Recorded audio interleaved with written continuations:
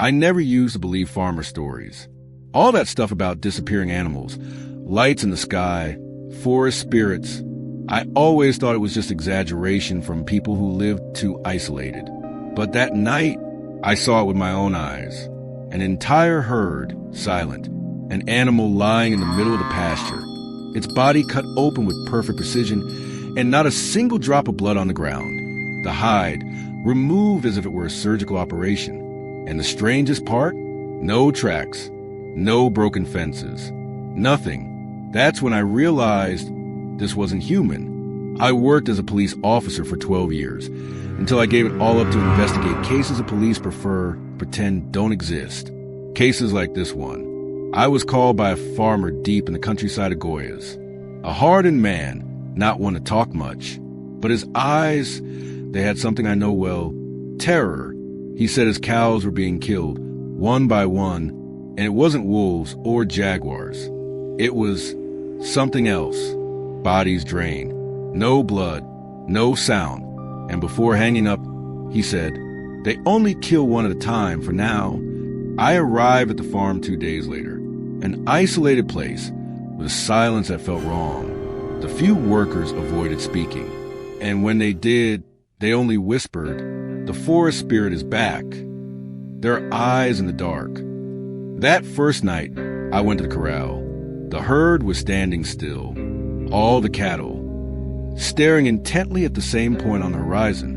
On the ground, spiral-shaped markings, carved with geometric precision. I recorded sounds coming from the woods.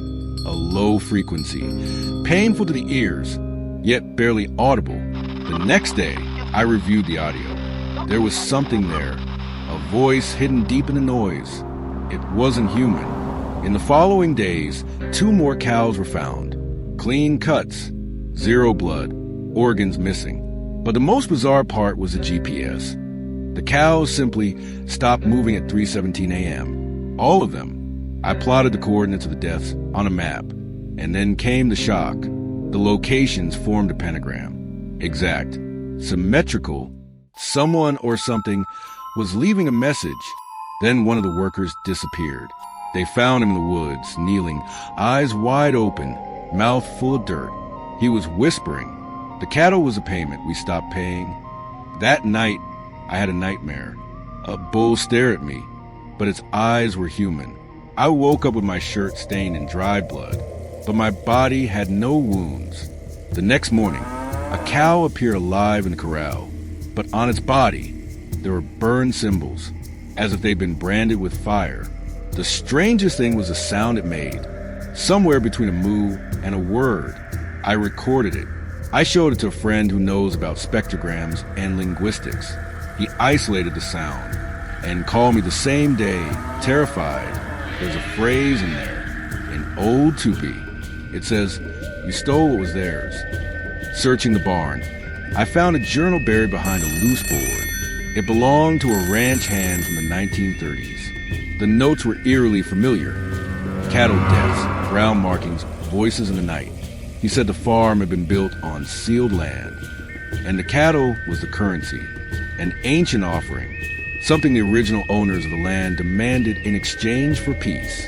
At the end of the journal, one sentence: "The herd is theirs. It always was. And now they want it all back." I decided to keep watching the field. Thermal cameras, drones, motion sensors, everything on. At 3:17 a.m., the system froze. The drone captured a silhouette, tall, skeletal, moving among the cattle, but the cattle didn't react. And then the camera showed something impossible. I was there, in the center of the circle. Still, eyes white, no memory of it. I woke up in the corral, alone. The herd was whole again. But now, all the cattle stare at me with black, deep eyes, and I swear on everything holy, they follow me with their gaze. Every step, I ran to the gate, locked from the outside. I'm recording this now, sitting inside the barn. If someone finds this tape or this file, don't try to understand. Don't try to fight. They've always been here. And all of this belongs to them